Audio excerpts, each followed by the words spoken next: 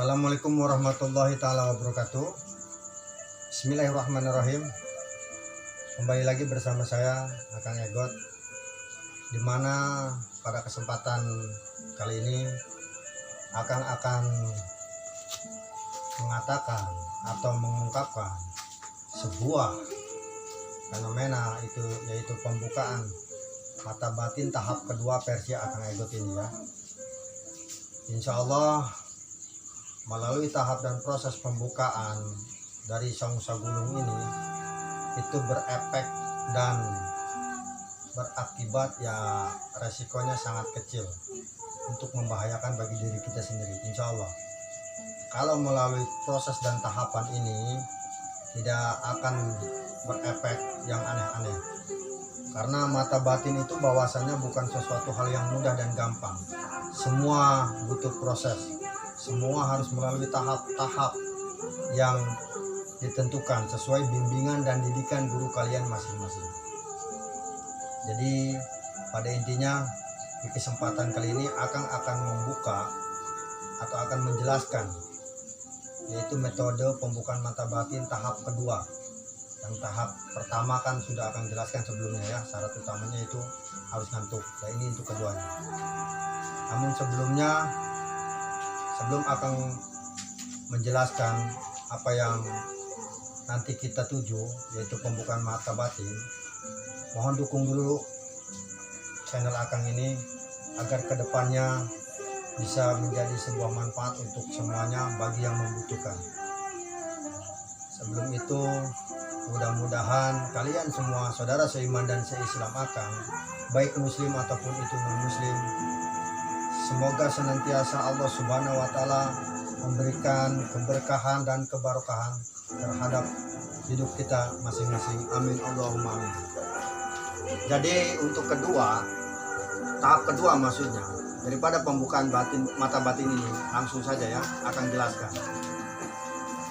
Untuk langkah awal yang muslim, ini khusus muslim dulu ya, itu kalian terlebih dahulu mandi tobat, kemudian mandi hadas besar sesuai kepercayaan dan keyakinan kita.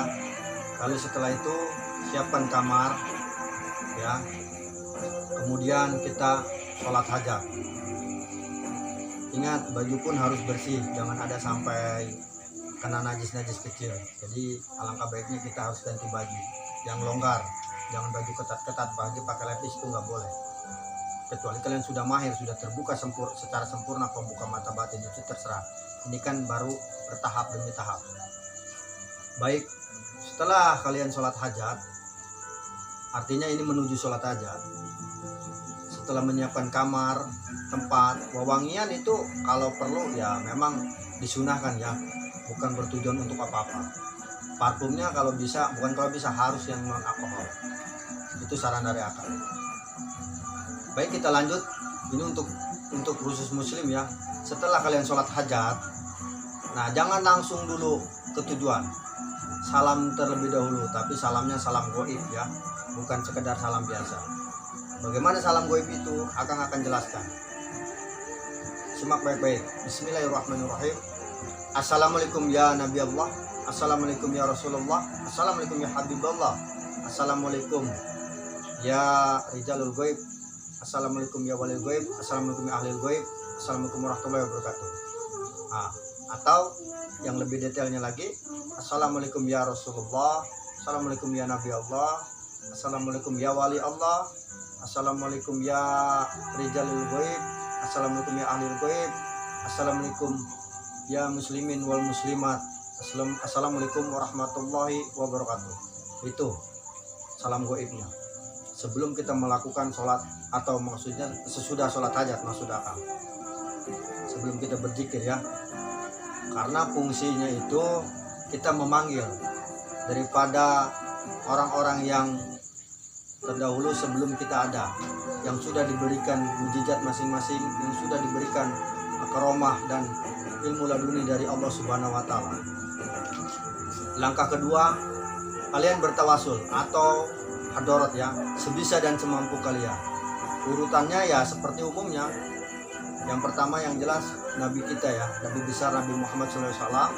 Yang kedua para sahabat. yang ketiga para malaikat, yang keempat dan seterusnya yaitu para aulia, para wali, para rijalul goib, wali goib, dan lain-lain.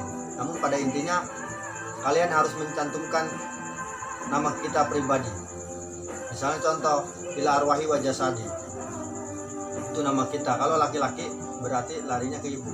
Misalnya namanya Adi binti siapa, Maimunah misalnya. Nah, kalau perempuan itu larinya ke bapak. Misalnya nama Siti bin Ahmad, nah begitu. Ya. Setelah nama kita baru khususon hadal maksud. Jadi maksud kita apa? Misalnya membuka mata batin, langsung saja Al-Fatihah. Tuh. Jadi berurutan. Hadorotnya sesuai dengan aturan tawasulnya. Kemudian kalian berzikir semampu dan sekuat kalian tanpa hitungan. Ingat, jangan tergesa-gesa, jangan dibawa tegang, biasa saja. Iyyaka na'budu wa iyyaka nasta'in. Tidak ada yang kita sembah, tidak ada yang kita pinta selain Allah. Selain daripada kita meminta maksud dan tujuan kita agar terbukanya mata batin kita, namun kita jangan lupa minta perlindungan darinya. Agar senantiasa ketika kita melakukan proses pembukaan mata batin itu tidak ada gangguan. Ya, kalau masalah ada suasana yang berbeda, entah itu dari suhu udara tiba-tiba dingin seperti menyelimuti tubuh, entah itu tiba-tiba lembab, itu tidak akan berpengaruh apa-apa. Artinya tidak ada resiko besar atau resiko nggak ada. Insya Allah itu nggak apa-apa. Itu hanya daripada efek proses kita pembukaan mata batin saja. Karena proses energi kita di dalam tubuh manusia itu terletak daripada pori-pori. Jadi itulah kadang-kadang merinding segala macam. Ingat, jangan takut, lanjutkan. Lalu kemudian bagaimana zikirnya? Perhatikan baik-baik. A'udzubillahi minasyaitonirrajim. Bismillahirrahmanirrahim. La tudrikuhul absaru wa huwa yudrikul absara wa huwa latiful khabir. Surat ini atau kalimat ini terletak di dalam ayat suci Al-Quran, yaitu surat Al-An'am ayat 103. Jadi kalau alangkah lebih baiknya kalian pahami dulu makna dan terjemahan kalimat tersebut. Ada kok di Al-Quran. Di situ yang jelasnya adalah ya khabir itu maha teliti. Dan kajiannya itu maha melihat apa yang tidak terlihat. Kalimat ini mengatakan kita melihat sesuatu yang kita tidak lihat sementara orang tidak bisa lihat. Artinya apa? Proses jalan mata batin. Seperti itu.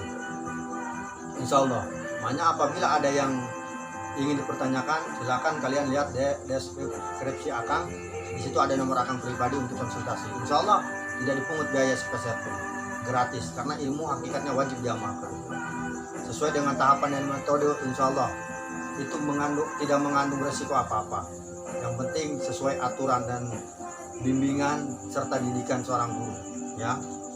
Jadi di dalam proses pembukaan mata batin metode Akang ini untuk tahap kedua, silakan kalian ketik aja di kolom komentar untuk qabiltunya.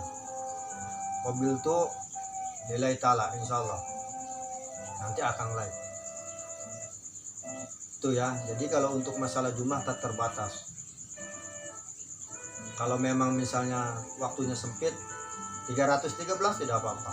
Mau berapapun itu. Intinya tak terbatas sampai betul-betul kita dapatkan apa yang kita inginkan, yaitu terbukanya mata batin. Bagaimana proses pembukaan mata batin ini lebih dari tahap pertama ya yang akan sudah jelaskan di video sebelumnya. Jadi ketika kita sudah melantunkan zikir, bedanya tahap pertama sama tahap kedua. Kalau tahap pertama itu zikirnya hanya zikir ruh, zikir di dalam batin. Ini zikir di dalam mulut, artinya keluar mulut ya, zikir dohir. Ini yang kedua. Jadi terus la tudrikul absar wa huwa yudrikul absar wa huwa latiful khabir, terus tanpa batas. Tapi ingat, mata terpejam.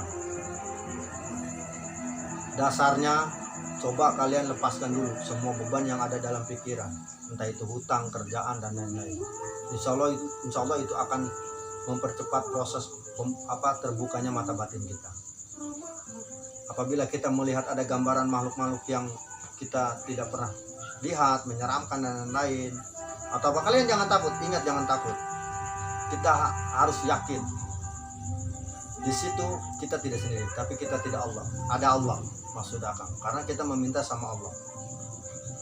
Ya, dari Allah kembali lagi kepada Allah. Insya Allah tidak perlu takut.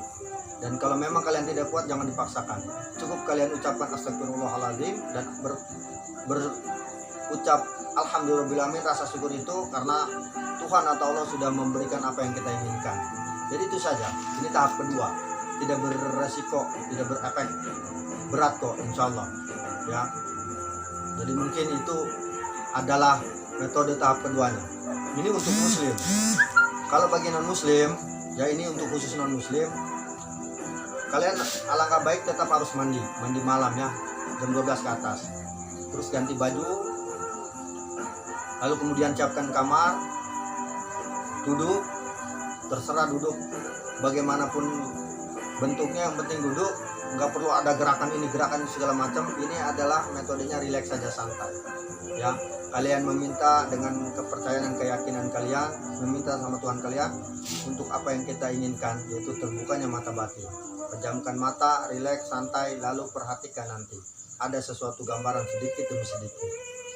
Jadi intinya kalau untuk non muslim itu keheningan ya. Adapun suara ini suara itu jangan pedulikan, jangan risaukan, cukup hening.